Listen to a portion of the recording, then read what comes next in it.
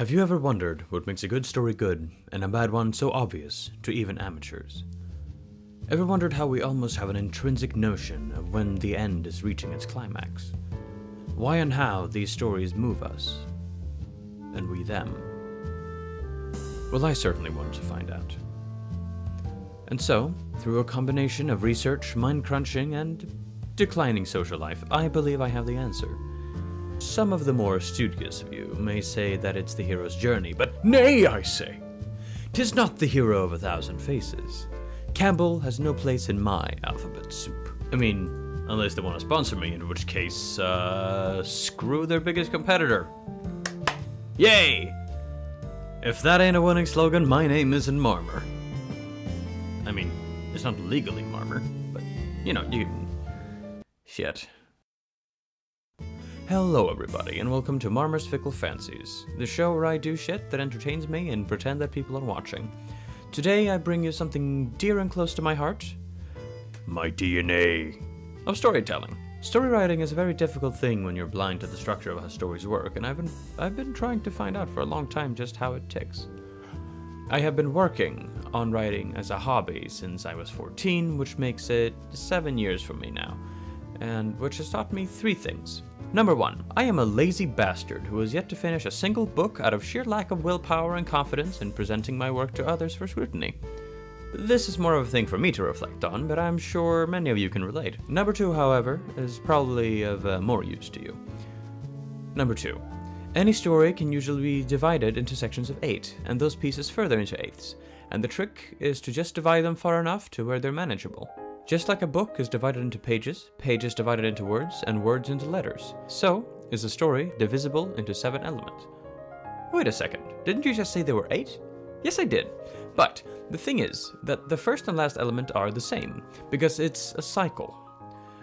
The wheel of storytelling is by no means something I made up, nor would I say that the one who coined it, Dan Harmon, did either. The wheel of storytelling, very much in connection with the hero's journey, is the natural process through which we view growth, change, or really anything that has to do with time. That is at least what I believe.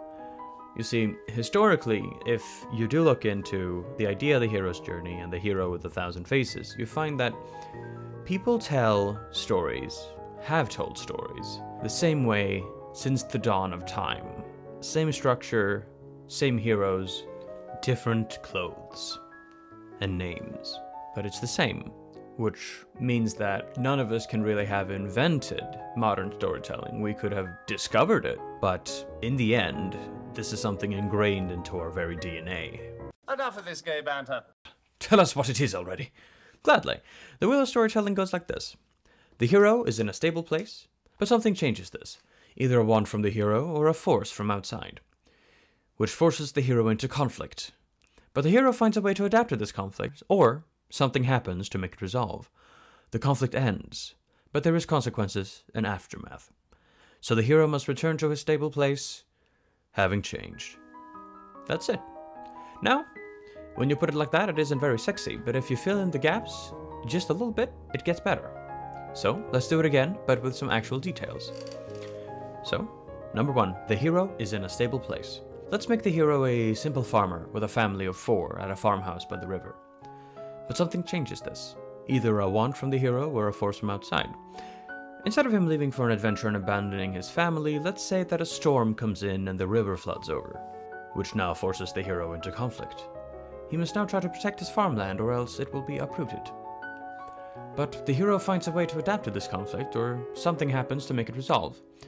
By getting the family together and working hard, they all manage to stack bags of sand to serve as a wall against the water and hold the current off. The conflict ends, the storm passes, and they are alive. But there are consequences and aftermath. The land is still damaged. So the hero must return to a stable place, so they must rebuild again. Having changed. Now they know to make a wall against the river. Now, that became a story by only filling in the blanks. But that wasn't very inspiring, moving, or interesting, was it? Unfortunately, it often seems like new writers miss that there is more to it than just describing actions in order to make a story. Which leads us to rule number 3. Heart. The art of storytelling is ultimately the tale of humanity and that of people. So let's make some tweaks to add drama. The hero is still a farmer, and his family is that of a wife and 2 daughters. The eldest a teenager, the younger only 6 years old. They are poor, and he often complains of how much it costs to keep food on the table. He is greedy with the little money he manages to save from his toiling, and he arguably takes better care of his crops than he does his family. The storm comes in, and again the river floods. They must make a barricade, or surely, if their farm is destroyed, they will starve. But the barricade isn't holding, and the water is starting to overtake where they're standing. His elder daughter's side of the wall is breaking, but if he steps in to help her, then the wall will certainly collapse. Her side of the barricade breaks, and the water comes rushing in to drag her into the stream. She reaches out to him for help, but he's too far away. He tries to reach back to her, but he hesitates just a second too long, and all he catches is the cold air, as he sees her sucked into the stream with a terrified expression on her face, screaming for just a second before she's swallowed by the current. All he can do is stand still at the barricade and scream out her name until the storm ends and the water calms. The farm was saved, but his daughter is dead. Soon enough, the farm produced crops after it had been salvaged and repaired. It wasn't much. They had to really scrape by to make ends meet, but he never complained about money ever again. I'm not going to be arrogant enough to believe for sure that you felt something for these people I just invented, but I'm sure you'll agree with me that it was more interesting than the first story. The only real difference to what I did now from previously was emphasize the human element of the story and give the main character more of a flawed backstory to humanize him and add some more stakes. But I'm sure you also felt that there was a moral to the story that there wasn't in the first, which I'm sure made it more memorable. I tend to think of the moral of the story as the soul that will live on through retellings, even if some words are switched here and there. The story of Cinderella is thousands of years old, though in the original it wasn't an evil stepmother and sisters which haunted her, but a storm cloud, and the shoe was made of fur. The story of Aladdin goes back a long time as well, taking place in China. But these stories lived on. They changed, adapted, and took the form they have today that we know, and in some cases love. That archetypal story engraved itself in humanity and survived for so long. That is practically the definition of culture. There is a discussion to be had on my views of the responsibility of, let's say, culture crafting, but that will be a video for another day. My only tip on that for now is to write what is true, to the reader and to itself. What I mean with this, to an extent, is that if you're only making the story to produce the moral for people to follow, you better be sure it's the right moral, because the rhetoric of story is powerful, so handle with care. Try instead to use empathy when you write. Try to get into the character and reveal the human, rather than just the moral, for the moral will find its way not only to the reader but to you as you write, oftentimes much better if you do not try to craft it yourself, because what makes a memorable story is the human element, is the people we get attached to. It's what makes us identify with it, not whatever political agenda you may have or ideological agenda. Let the lives show themselves as they would, both for yourself and for the reader. Because, in my mind at least, writing is more akin to channeling than it is something you strictly create. You're not a god. I think in the creative process you do better when you let inspiration move through you, when you channel that special something out on the paper, rather than just trying to create something yourself. You know, because, for example, geniuses tend to get their visions in their sleep, or just it hits them. It's not that they often meticulously try to craft it, it's that some inspiration strikes them and they know exactly what it is they should do and write. Now that is something to strive for, isn't it? So, bottom line is, when you're writing, let yourself be open, and don't try to enforce yourself on your story, but rather try to work with it, because I think stories take on a life of their own after a while, and you should just let them take their course. Alright. Now, since I did tell you to be open, I hope that you might be open to liking and subscribing. Yay! You know, that YouTube thing. Because I'm just a wee little channel, I could really use some likes. A like and subscribble. Please, sir, may I have a subscribble? Or just a bit of likes. I'm starving here.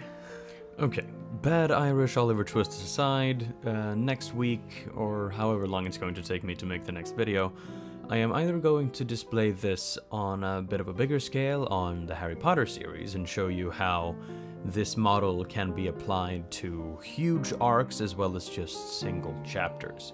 So it multiplies in magnitude every time, and you can use this to map out a grand narrative without having to actually make the entire books beforehand. You can just plan with it. And then otherwise I'm currently working on a fun little project, which is basically to use this model to make the most basic anime ever.